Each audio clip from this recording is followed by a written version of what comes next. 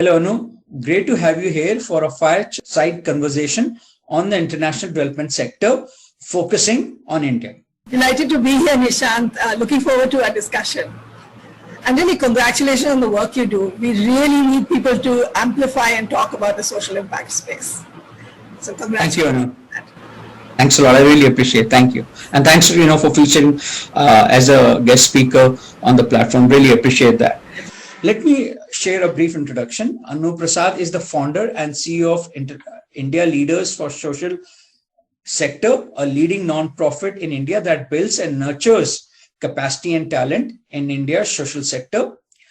Before setting up ILSS in 2017, Anu was the founding deputy dean of prestigious Young India Fellowship and a founding member of the Ashoka University, the first liberal arts university in India. Prior to joining the social sector, Anu held leadership roles at multinational companies such as American Express and TNT. At MX, she led MX Global Financial Reengineering to launch MX Financial Resource Center in India.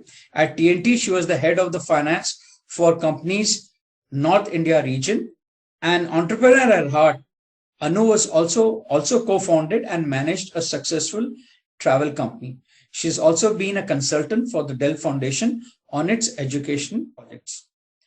Anu is an avid reader, an active volunteer in civic causes, and a passionate believer in lifelong learning, all of which she incorporates into the ILSS proposition of lifelong learning and values-based leadership. She also mentors young professionals and senior leaders and sits on the board of two non-profit organizations. Anu graduated from HR College Mumbai and received her MBA from IMI New Delhi. India Leaders for Social Sector is invigorating the development sector in India. It's a trailblazer and it's bringing in a fresh perspective through leadership development and capacity building programs. You set up India Leaders for Social Sector. So please do share with the audience your transformative journey as you channeled across various facets of life and work. Also in the context of being a woman entrepreneur, that becomes even much more special. So you do share how's your experience as a woman entrepreneur in the development sector. Thank you, Nishant. That was a long introduction. Thank you so much for sharing. So yes, I've had 6 career shifts in my lifetime, and I really do think that's the future of work. My father was in Mahindra and Mahindra all his life. Literally from sort of the first job to he retired from there. That's no longer going to be the normal.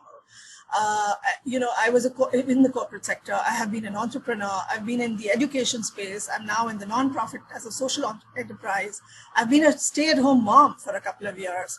And I think these are all important sort of career shifts that I've made. Sheryl Sandberg rightly said, careers are a jungle gym, not a ladder. And I totally believe in that.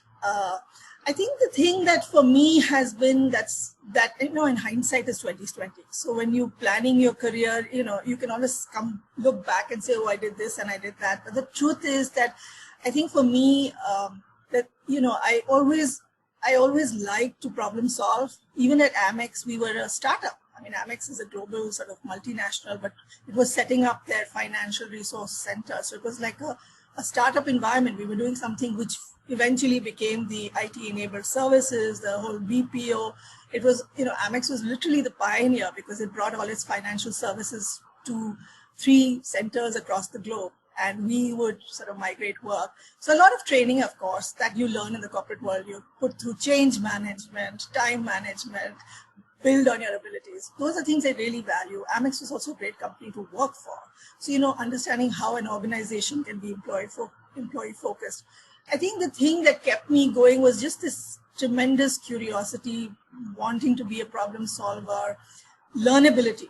I think number one rule, if you lose your learnability at some stage in your career, it's a death knell. So really, all these listeners on the podcast, I think what Nishant is doing is fantastic. You must be an active listener.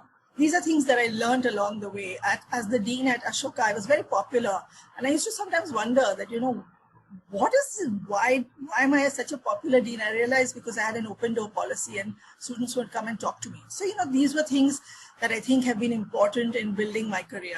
Some of the things that I feel will help people navigate multiple careers really is this whole not getting very hardwired, being open to learning, having a strong learnability, listening to podcasts, reading, having the humility to sort of ask questions. Those are things that I think worked well for me. I'm very entrepreneurial by nature. And I encourage women, more women. As a woman entrepreneur, Nishant, it's not so much a woman entrepreneur as much as an entrepreneur who's also a woman. But I think the main thing that I feel is the responsibility of being a sort of role model for other women. Women make only 20% of the working population in India. So the statistics for India's women, labor force participation has been shrinking, in fact.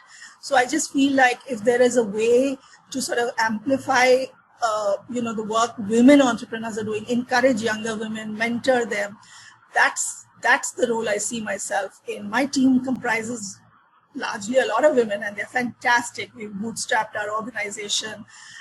So I think I see myself more as someone who could provide sort of mentoring and guidance to younger women that begin their career or have challenges at different stages in their career, including maternity breaks and all the breaks that sometimes happen to us. So that's how I see myself as a woman entrepreneur, more as someone who can be a role model for other women to be entrepreneurs, to come back from work. I took a break and I came back, and I can tell you it's very hard to come back to full-time work. So I want to talk to people that it can be done, So you brought about a very good, point, specifically for women, and I'll really love to, get a more insight on that. Coming after a break is so difficult, specifically in India. Now it's pretty, abroad people take sabbaticals, even at higher positions. It's very good. How would you, as a woman, try to more talk about that particular aspect of it? Nishant, two things. One is that the policies, organizations need to bring women back. And I see some organizations do a great job of it. And I must say, GenPact is an organization that I feel is, and Tiger Thyagarajan as the CEO, really, there's a lot of women leadership. There's a lot of space for returning. They encourage returning mothers, because there's a lot of self-doubt. You feel like I've left off, will I be able to get the same role? Will I have to, my peers have gone ahead. Where am I? But my submission is, come back. Even if you have to take 2 steps backwards to take 4 steps forward, come back to work. Don't let these things matter. Like I said, careers are a jungle gym. They're not like linear. So I think organizations have a responsibility for encouraging women to come back to work. And I was really lucky, when I was coming back to full-time work at Ashoka. Ashoka was a startup at that point. But there was a lot of I had a lot of imposter syndrome. I felt like, oh my God, I've been out of the workforce for a couple of years. How's it going to be for me full time? But I think the founders were fantastic in sort of bringing, encouraging me and bringing me back. So I would wish that for all the women that sit at home. At ILSS, in fact, when we run our programs for the development sector, we are always looking out for returning mothers to go and come and work in the social sector, because we need talent here. And, and I think women who take a break really need to come back to work. So, you mentioned a fantastic point here, and now I'll take a cue. You want women to come back, and for that you have a wonderful program. Now you're doing something very unique in India. There are people, but you come out with a very unique proposition, I would say, leadership program. Now that's the flagship world-class initiative of your nonprofit. Now, I would love to quote, I love one of your lines which you in one of the videos is, ILS has been designed as a bridge between senior corporate talent to repurpose their work. Now, that's very interesting. That somebody's talking that in India, which shows that at least the mindset is changing in India. and to attract talent into the dynamic and expanding social sector, because social sector has become totally different now. It's very dynamic. You have evidence based. You have some of the best people now coming into social sector. You go to business schools, and one of the careers now today they would be saying is like, I want to be in social sector. Now, as a thought leader within the India social sector, and with your background also within the higher education space, please discuss how the ILSS leadership program is positioned your cohort and alumni to tackle challenges as a potential leaders in the ever-changing social ecosystem. No, absolutely. Thanks for asking this question, Nishant. ILSS, there are several things that led to the building of ILSS flagship leadership program. One was, as you rightly said, I was at the Young India Fellowship Program, and this was in early 2011, 12, when I realized that this very bright young people that are going through the Young India Fellowship Program are not necessarily interested in a corporate job. They wanted to be in politics. They were really exploring public policy, politics, governance, government. And I was blown away because, the first placement year, I remember going to my cohort of, smart 57 young men and women and saying, hey, I have this great opportunity from this FMCG company. And they all looked at me like, okay, tell us where is, and I realized, okay, the wind is changing. So the good news is young people, in my generation, you wanted to get into an MNC bank. It was like career. Same with mine. Just work in a bank, become a doctor, an engineer, That's changing, and that's wonderful. So that was my first understanding of the development sector evolving. Teach for India had launched in 2010. Suddenly the brightest people were taking 2 years off. So I was seeing the trends. Also at the Young India Fellowship, we would see, we would give an internship opportunity to these youngsters, and they would always choose to work in the social impact space. So I was starting to understand the space, better. The other thing, Nishant, for me was, as the dean of this program, I used to sit in all the classes. I didn't have a liberal arts education. I did a BCom, which I was made to decide at 16. I don't think I'm a BCom person at all, really. I should have been allowed to explore and then decide what I want to do. So I felt really badly that in India, lifelong learning doesn't exist. There's no concept of continuous lifelong learning. You can go into a business eds, whatever you call them, those executive ed programs, but really learning for the sake of learning is not there. And I really enjoyed the classes. I used to sit in my own classes on gender, on sociological thinking, and really enjoying it. So I always wished that there was some program for people my age group that could go back to school. At ILSS, really, it's, as you know, it's for much older people, 10 years plus work experience. And mostly we get them at 20 years, 25 years average, that come into class and sit and study. And they go through an understanding of India's social sector. But I think the way we designed it is the development sector, as you rightly said, is coming into a lot of funding. That's the good news. CSR, billionaires, high net worth. It's evolving, it's growing. But India, till 10 years ago, and maybe even now, is a lot of small NGOs across the country. There are not too many big nonprofits, like BRAC in Bangladesh is a 6,000 crore biggest nonprofit in the world. India has only 100 crore NGOs, maybe in your handful. But how do you grow? You need skill sets to really build an organization. It can't be founder driven. It has to be a leadership bench. So we thought, let's bring people who've already done that in the corporate world, who are feeling like something is missing in my life. I've done banking, I've done FMCG, I've done sales, but I want to do something for my country. I don't know how to do it. And I can't wade through Dharavi in a rolled up jean. I can't do that, but can I do something which will leverage my skill sets? I can't be maybe at the grassroots level, and that's great too, but maybe I could do something.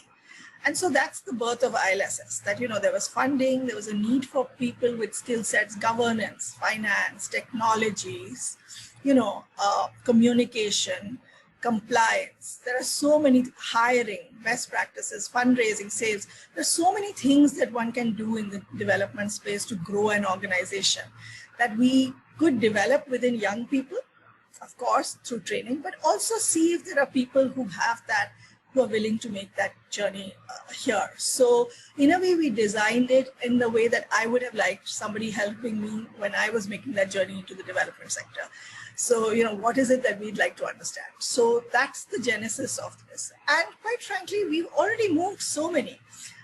Tata Trust has very senior leadership, Piramal Foundation, Educate Girls, you name it, and ILSS leadership is there already. So that's a amazing thing. Because I can, personally resonate. At one point in time when I was working with ICICI Bank and then this was rather going for a second MBA, there was a huge thing in me, like, how do I go into the social sector? Because I'd met somebody from Give India. And your program, I would say how it puts people from a different sector, another sector. And that is a great thing, which is one thing which is lacking in India. If you go abroad, people do move careers and, use a stepping stone to go into much wider, broader things. No, Nishant, absolutely. I have had senior people call me and tell me about this. They want to work in the social sector, but they say, Anu, we don't know what we don't know. Because quite frankly, the social and the private have worked in silos. In fact, Nishant, my husband's in the private sector. And when I started ILSS, I asked him a few questions like, Sanjeev, do you know about so-and-so? I mean, Shaheen Mistry, he knew. So I, huge respect for Shaheen, that she's like known across sectors and industries. But most of the seminal work that is happening in the development sector is a little bit not known because people are too busy doing the work and nobody's busy talking about it. But I just feel like, we help you understand and make an informed decision. You have a skill set, you come from experience, how can you leverage it to be effective as a leader in the social sector is our aim through our leadership program. So, and we moved many, like I said, and we are very close to them. So we map their journey. So that's our story with the leadership program. And that's the genesis of why we started that program to begin with. Now, adding to what you're doing, you have, actors from a very diverse background who come into your program. Now, how do you collate them? How do you structure their thought process, which is very for a common good within the social impact sector? Absolutely. So, Nishant, one of the things is that the program is, we do go through a process of selection. I'll be very candid. We do see, a short essay. We want to understand what they're thinking, because there are lots of myths and perceptions about the sector. Some true, some not true. That it's very unstructured, that it doesn't pay you anything at all, and stuff like that, which is maybe some extent may have been the case, but it's changing. So for us, even when we are speaking to people who apply in our program, we are looking for some things. We're looking for curiosity, humility, listening. We're looking for not a very rigid mindset, because you have to learn and unlearn and relearn. And that's the bottom line. So how open are you to unlearning and relearning, and what is the reason why you're coming? So, some of that we do try to assess. I must say that we have more than 200 senior leaders who've gone through our program. We love each and every one of them. I think this whole learning journey is inward and outward, because we do work on your inward journey. It's a big step. Moving this from your corporate world to the social in fact, we always encourage families to support it, because there is a haircut, there is a lifestyle change. It's going to happen. The rewards of the work you do are tremendous. The highs are very high, but the lows are very low. There's a lot of deep, things that can be slow. Because we always talk about people who were in the India's national freedom movement in the 20s and 30s, never may not have seen 1947, but were a part of a larger cause. And that's the way you have to think of the social sector. It's almost like a second sort of freedom movement in our mind. It's an act of patriotism, I'm always saying. You may not see that poverty ends in India, but you're working towards it. And so it'll be a long, drawn process. You need a lot of patience and stuff, but the rewards are very high. So we're looking for these things. We keep emphasizing them through the journey of their learning, and keep helping them through even after the program. We don't stop working with them through coaching and through mentoring. We support their journey onwards because we're not here to do a learning program. We're here to move the best talent in the country into the development sector. That's our real goal. We are like brand ambassadors for the social sector. We feel like everyone should be here. Each and everyone should be engaged. Just to sort of add on, now you said you have your own screening process, but do you sometimes feel that getting people from across very diverse backgrounds could be a bit tricky when you're taking? Have you observed that in your leadership programs? Just to have an idea on that. I mean, not tricky. It's ultimately all these people that are coming together as a cohort have the objective of exploring another area. So they may be in different stages of readiness. Some may be really just exploring, and some may be, I want to move tomorrow. Okay. So, we do have a spectrum of, readiness to move or how much they're exploring. But, there's a common goal. They come from very varied backgrounds, sales, technology, how varied they can be, including returning mothers. We always try to bring some of them to armed forces, bureaucrats, really wide, but people who have the goal of trying to understand the sector with the hope that they will contribute voluntarily, or through advisory board or through full-time transitions. So I think that common goal keeps them happy to even know each other and learn from each other. It's a trusting group we create, and they support each other even now. I mean, I have now, like I said, I have 10 cohorts running, more than 200 people. They're really very supportive of each other's journey. They become quite close, and that's good. We want them to be a network within a network. So that's important for us. Yeah.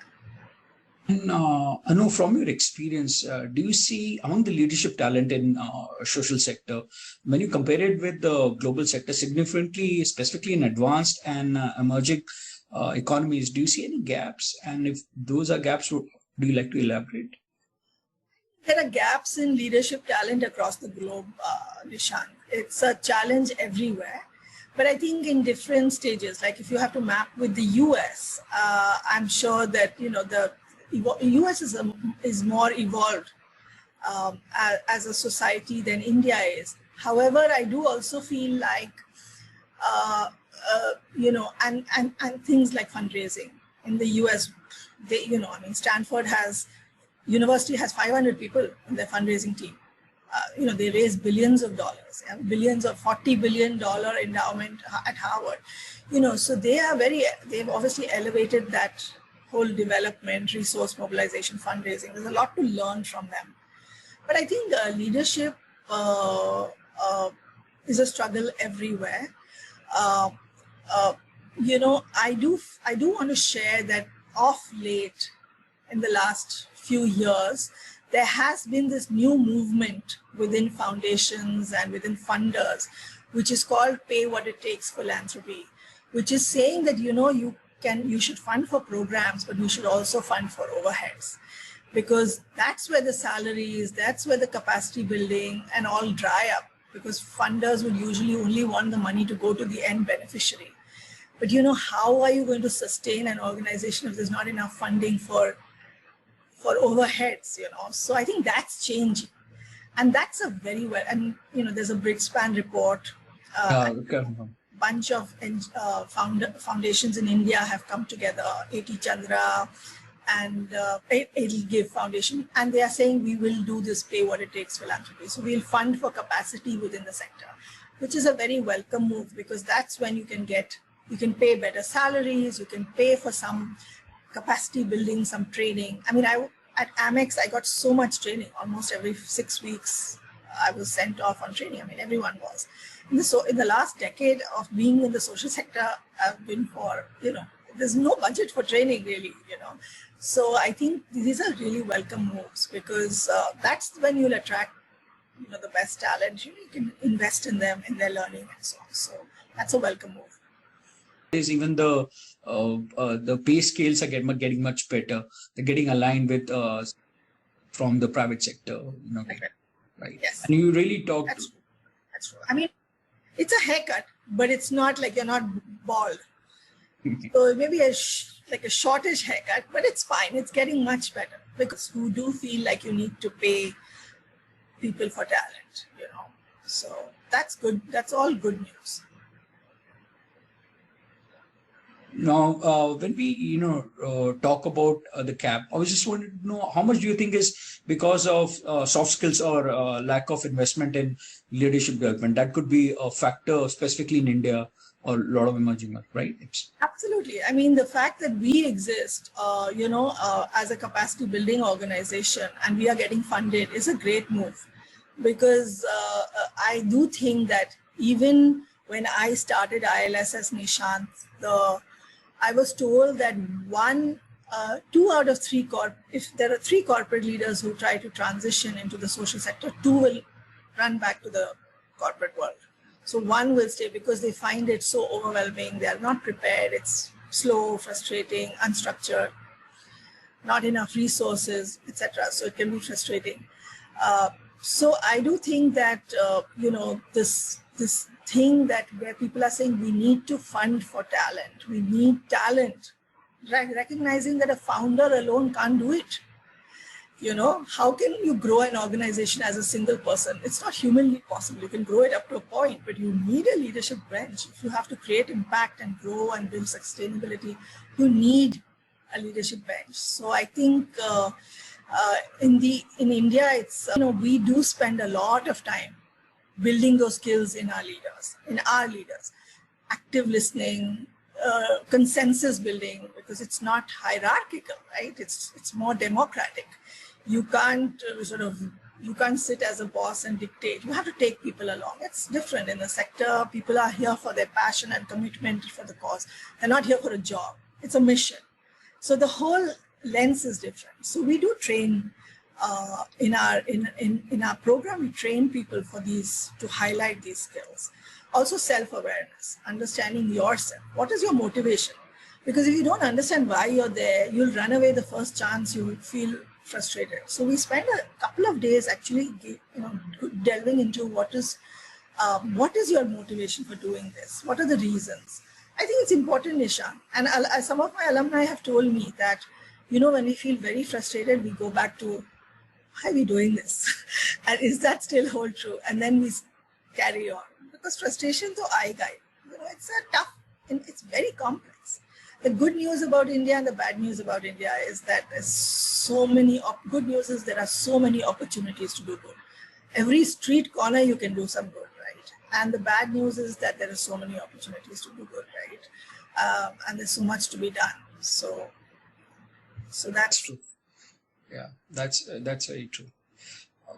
Now we talk about impact evaluation. The development sector is sort of moving towards evidence-based. Now, evidence-based method might not be used in all the functions, but as a leader, how do you think it's important now to have a good quantitative, at least I would say, aptitude, or at least a perspective to succeed in the development sector?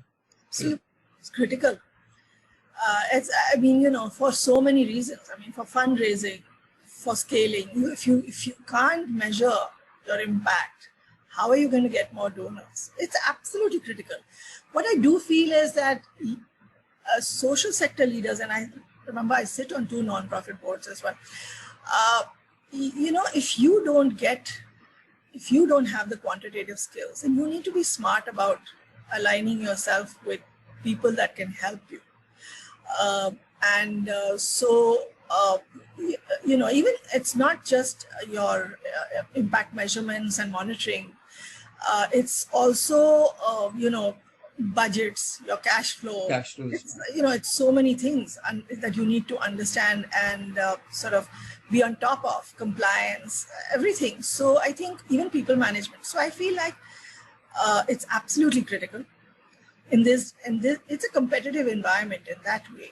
Funding will go to the organizations that are doing seminal work, of course, but are also being able to report it. If you're doing great work, but you have no way of sort of showcasing that, or It doesn't make any sense. So you have to have it, whether you don't as a leader personally have it. You need to know the importance of having that. So you get a consultant, you figure it out. There are lots of I feel like there are lots of very smart financial sort of leaders in the corporate world who are willing to actually handhold a nonprofit in this journey. So you could have that kind of mapping. You bring them in as a consultant to work with you pro bono, but help you with some of your sort of strategies. And so if you're a smart social entrepreneur, you can figure out ways of getting this if you can't figure it out yourself or you struggle with it. But it's a non-negotiable, absolutely. And you think there's been a sort of a decisive paradigm shift in the last 10 years in this aspect? You've moved from charity to philanthropy. Philanthropy, I have every 6 weeks, I have a detailed review with my funder. Detailed. In the past, people would write the check and then not be in touch for the whole year. I hear that. I have not, in my time in the sector, I haven't seen that. But I believe in the past, you would get a check and largely, you could then touch base with your donor whenever. But I haven't seen that. In my experience, there are, not monthly, but every 6 weekly reviews. That's the difference. It's philanthropy. There's a lot more of sort of evaluating, strategic guidance, sort of hand-holding even. So I think the sector is changing. Accountability. There's a need for building greater transparency. Greater transparency and accountability. Absolutely. The sector is getting CSR money, HNI money. Mr. Premji is $18 billion. And he's done phenomenal work. He's been. But it comes with this whole need to be transparent, to have clear sort of reportings and guidelines, etc. Absolutely. You touched upon quite a few very important aspects.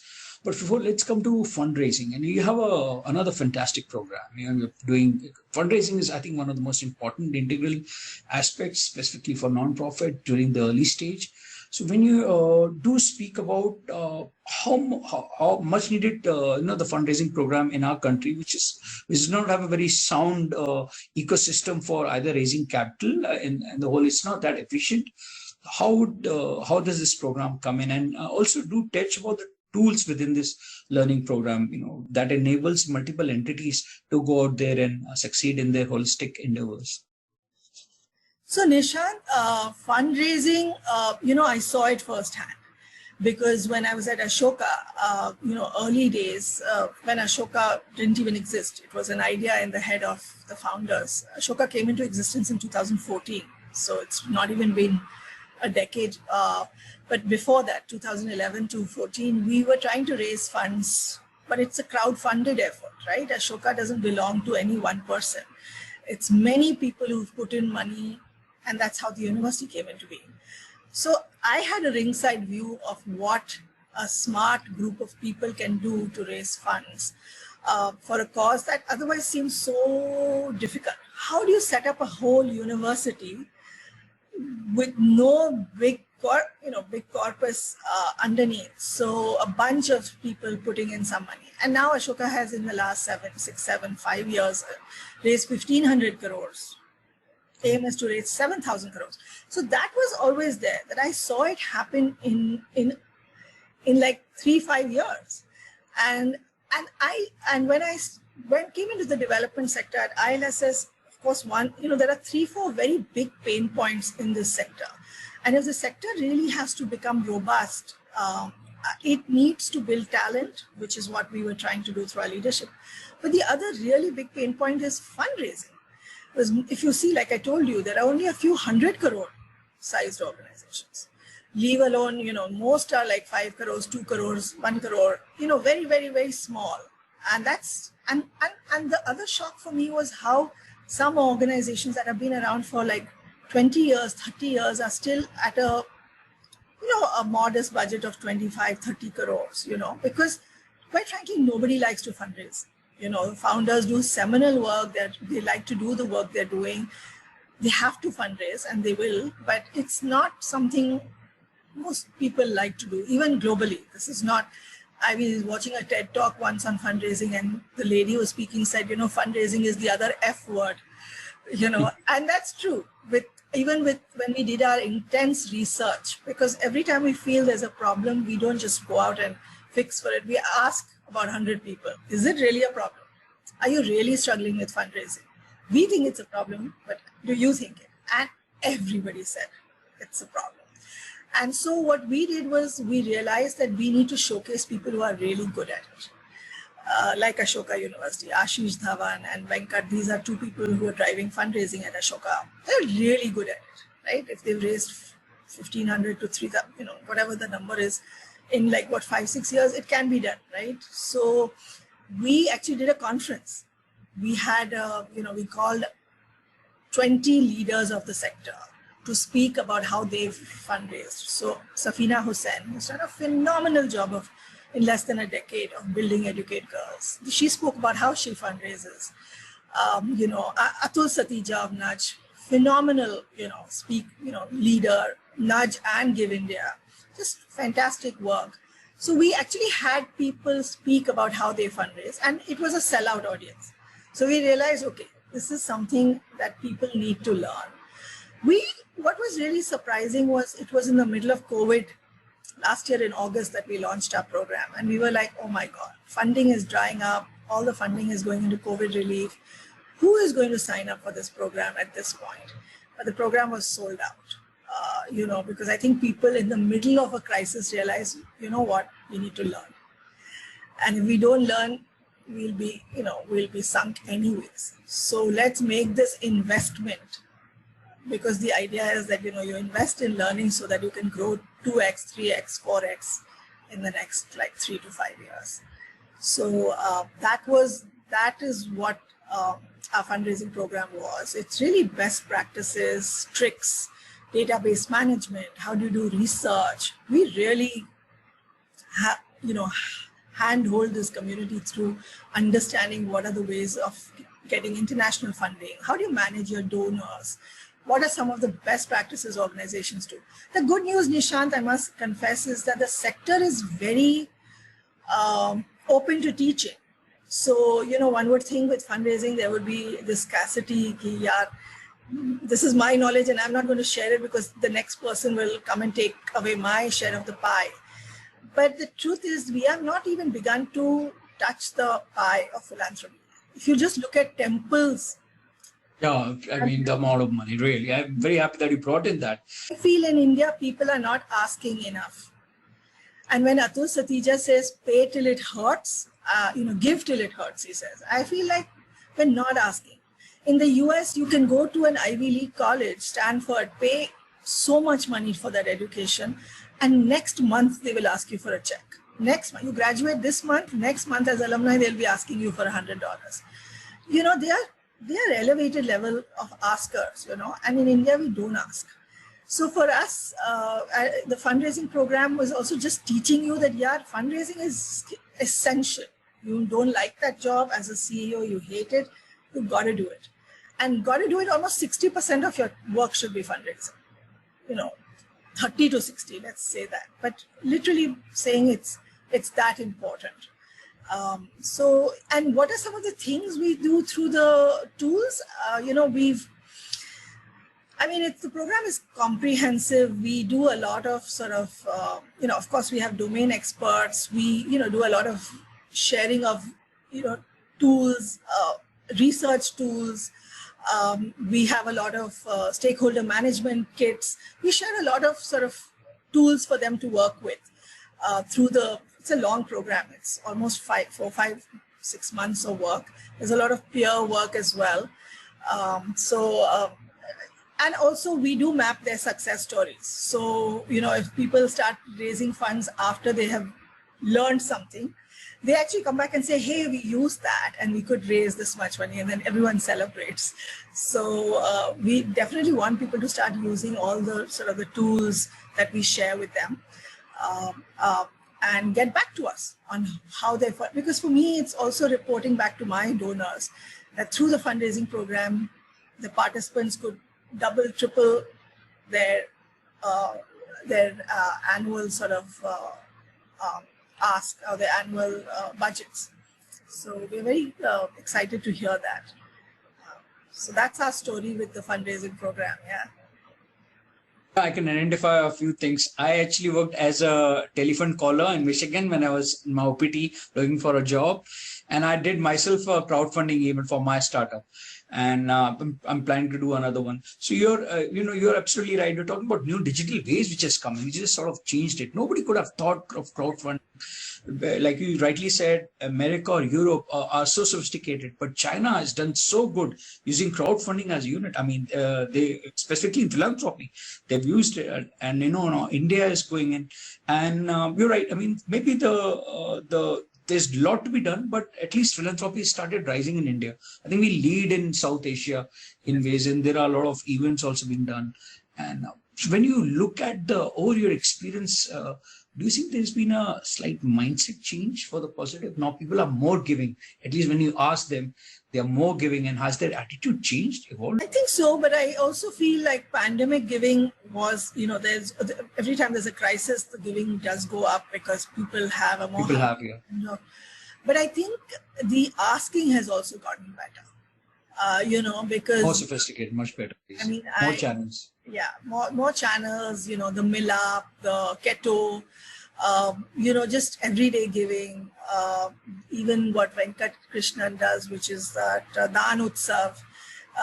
Just getting people into a giving mode. I see very young, some of my students who must be working 3-5 years are actively giving philanthropy. So I think this culture of giving is getting better, and I think the sophistication of asking is getting better. So I think it's both. We've always given. I mean, historically, there were philanthropists who funded our freedom movement. I mean, and so Gandhiji was a great fundraiser. If you read his story, he would say, not more than 1 rupee and not less than 4 anna. That was his fundraising strategy. And that's how he sort of, there was no social media. How did he get the whole country together? Really, he had this fantastic sort of way of engaging with the population. So I think that it's definitely evolved a lot. We need to keep the momentum going in because once the crisis ends, people should not go back to not feeling like they need to do more. And so I think it's on us as the people from the development sector to keep that engagement going, keep asking, and maybe encouraging people to give till it hurts. So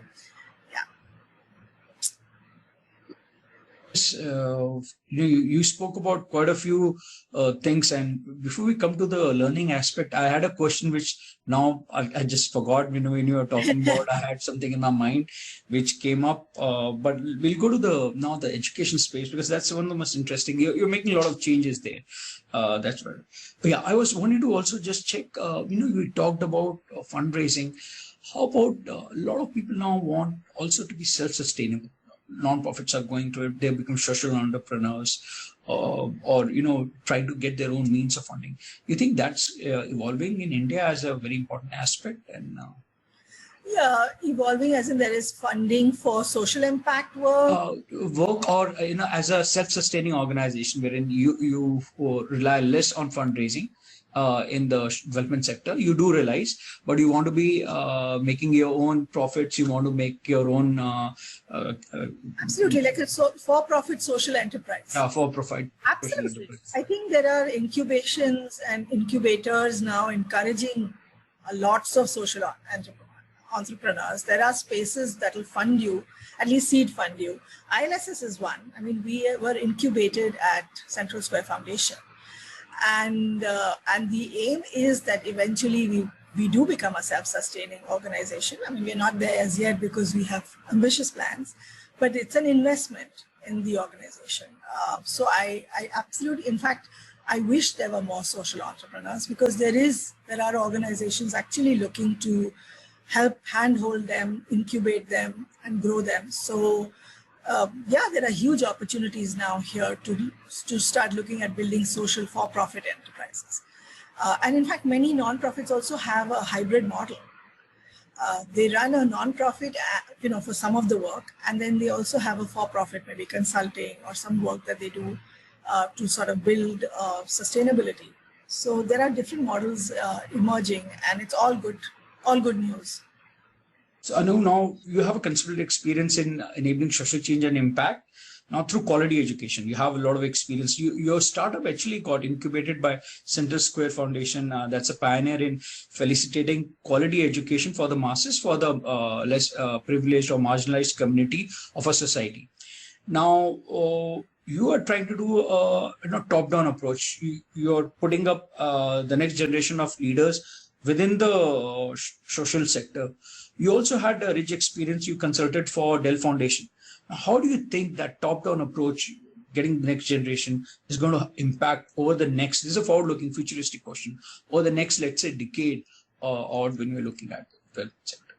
So we do have with the leadership program and getting senior talent from across the corporate world into the development world was really one of our programs, but we are very focused on building leadership within the social sector. So while we've got the fundraising program really aimed at like a 2 crore sized or a 3 crore sized NGO that has a very ambitious, smart, young leader, and how do we make him a 20, 25 crore by teaching him how do you fundraise effectively. But we are also doing a lot of other capacity building for the development sector. So I think that the very fact that there is a training available and there is an awareness even between funders that you need to help organizations not just through funding but through other support to help them grow is a very good thing. And many foundations are doing that. They are actually supporting not just with money, they're supporting with their advice, their guidance, they're supporting by funding. Like a lot of foundations have funded their donors to come into our fundraising program. Because quite frankly, if they learn how to fundraise, their dependence on them might reduce. It's always good, right?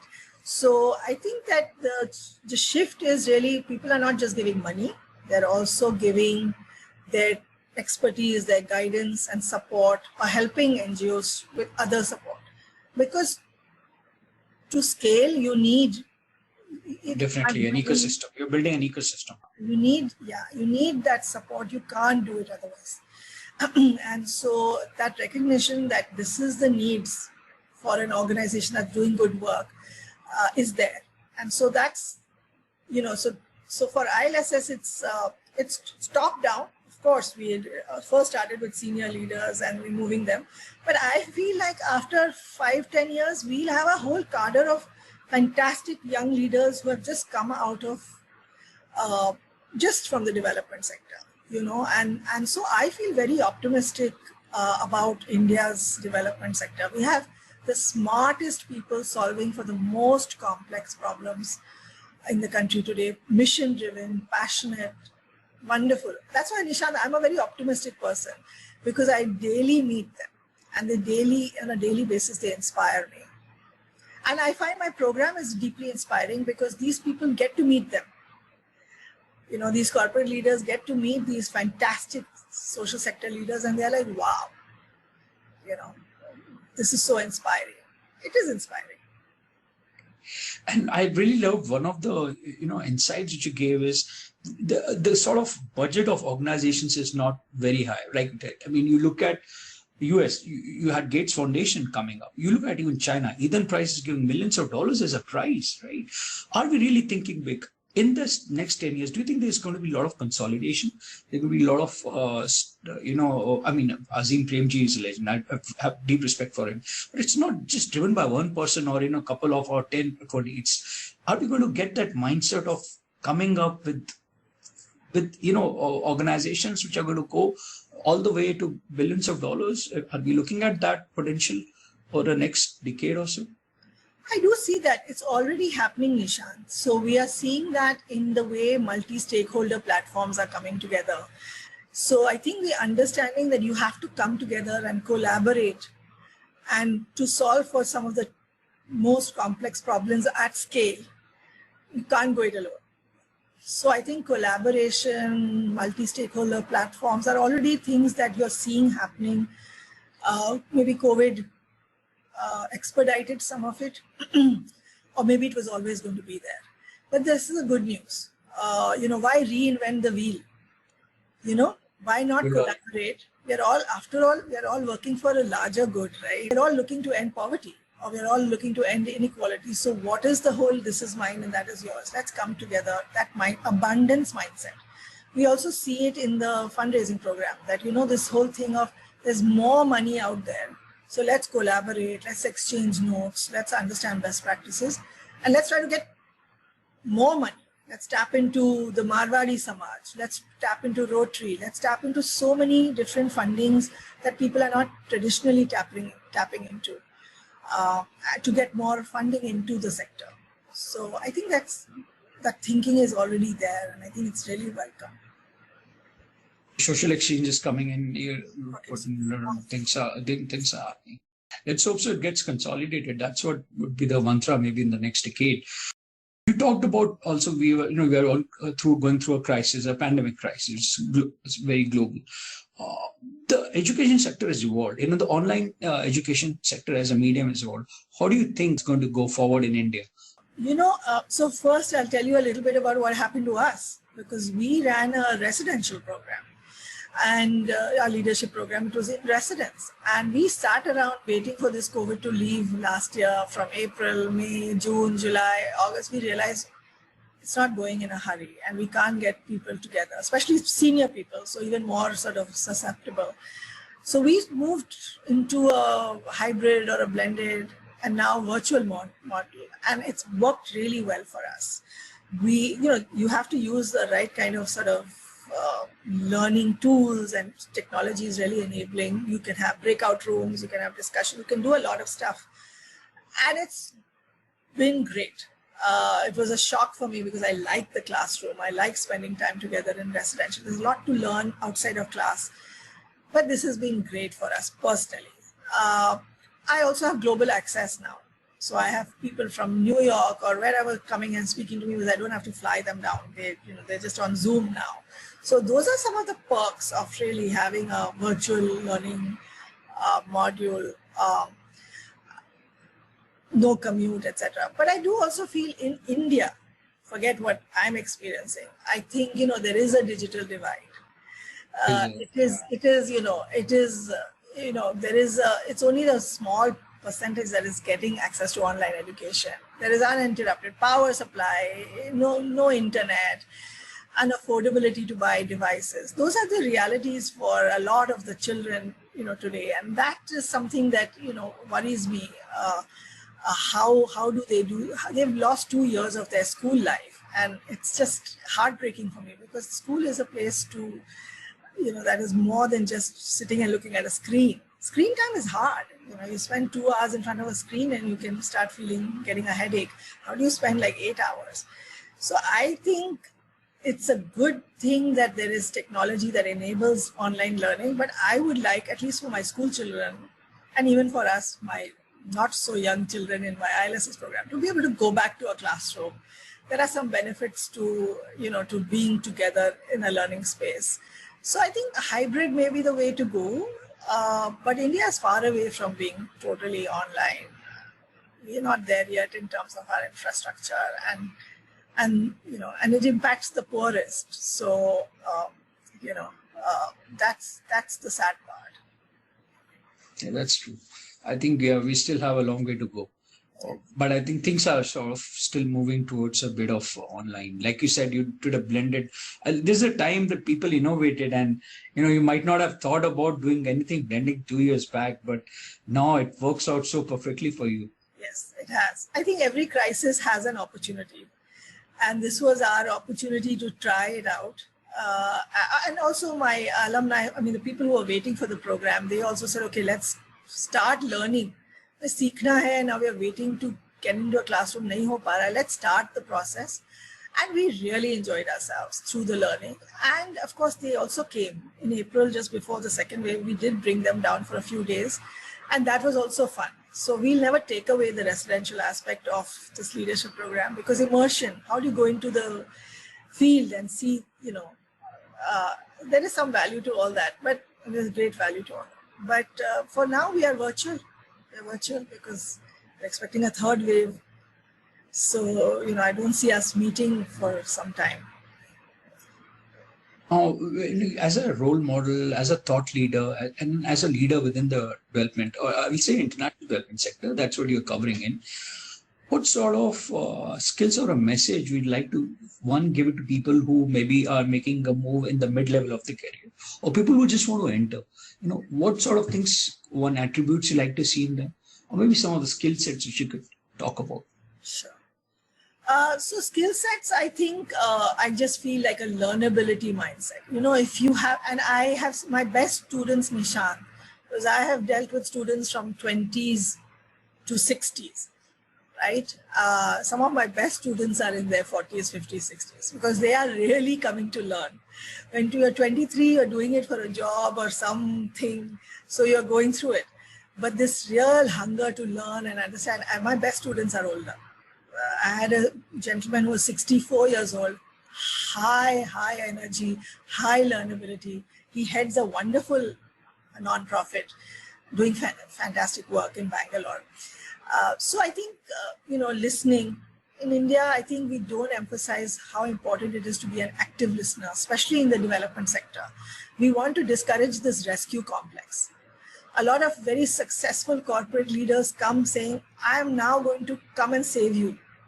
You don't need that kind of complex. You need to understand the context you're coming into. You need to listen. You need to have the humility to understand the area you're entering. So I think we encourage active listening, curiosity, asking questions. It's okay to ask questions.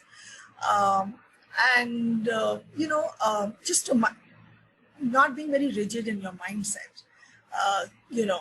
Certainly no ego. So humility is a big one.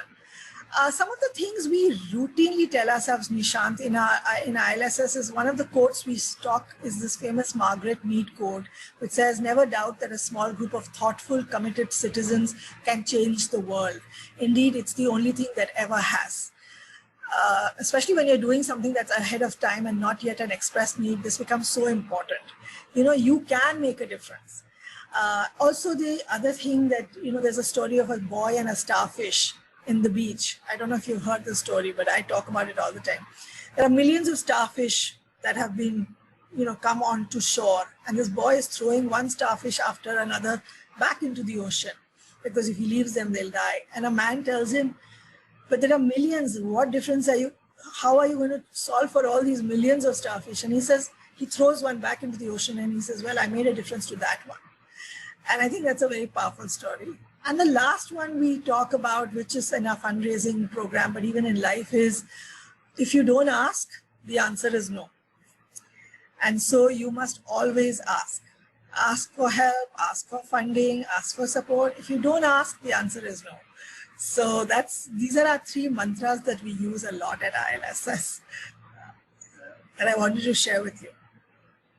Thanks. Anu, I really appreciate, you took a lot of time. You spoke in depth about not only your work and how the international mindset or the domestic mindset, specifically in social sector, is evolving. Now, we come to the last question. It's always the aha question from the middle road. Do share any aha moment, anything which sort of brings a smile to you back. I think there are so many moments in your life, I'm sure, but what sort of brings is the most important which you feel? Anything you want to share? I think for us, the aha moments at ILSS are really just the people we meet in the social sector. I mean, I'll talk about Anshu Gupta of Goonj. Every time I meet him, he inspires me. This is a deeply inspiring man. And so for all of us, the aha moments are really the leaders who actually don't make mainstream. I mean, Goonj still makes mainstream news. But they don't make mainstream news. They're not celebrated as the corporate leaders are. But they are doing so much work for our society, our community, the most marginalized, for our nation. And so for us, I have routinely cried when I'm sitting in my own class at ILSS because I'm seeing these people and what is their cause that they're serving for. and not even acknowledged sometimes. Funding is hard, but just making such a powerful difference in the lives of people that are totally unsupported, left behind. So I think we have many aha moments through the discovery. For us, it's literally discovering another leader in another organization that is doing fantastic work. And I'm always dying to go onto a mountaintop and talk about them. And guys, see these guys, they are doing this work and it's so inspiring. So many, many aha moments. I think the social sector, everyone should be engaged. It's not, if not as a career shift, listen, you need to work, you need to make you need to be economically, but then give volunteer your time, counsel or mentor a NGO leader. You have skill sets, see how you can leverage it. We are happy to support people who want to. Just give their time. Give me 2 hours of your strategic thought process and we can use it for something. So everyone should be involved in, of course, giving, but also giving of your time, giving of your experiences, expertise, anything. So I think aha moments are really, social sector is the best place to be. And you think those giving more time, people are giving more time now as compared to, you think that there's been a shift? I mean, we certainly encourage it. Nishant, when we started ILSS, we didn't know where these leaders were. We thought there might be some people wanting to move into the social sector. We didn't know them. They were just in our head that honge. Like we felt about moving, there must be others. ये तो अब वो हो गया story कि मैं अकेला चला था मंजिले जानब मंजिले और कारवा लोग आते गए और कारवा बढ़ता गया. Now we are close to 250 people. I mean, it's a lot of people that are, we joke that 200 people with 20 years of work experience, we're bringing sort of 4,000 years of experience into the sector. कुछ ना कुछ तो बदलेगा. कुछ तो बदलेगा, so and India में तो बहुत बदलना है अभी, तो we are just hopeful that we make our little bit of a contribution in this way. I think, yeah, you rightly mentioned, we need to just make our contribution and we just hope for the best and let the nature do the rest. That's how it happens. You create a system, you create an ecosystem and just leave it to the people. I think more and more people get motivated. Mindset is changing. The Generation Z, the millennials, they have sort of a different, they've seen better times than things have evolved. Things have gone better. Thanks a lot. I really appreciate giving time and sharing your thoughts. I really appreciate that. Thank you, Nishant. Thank you so much. I really enjoyed talking to you. All the very best.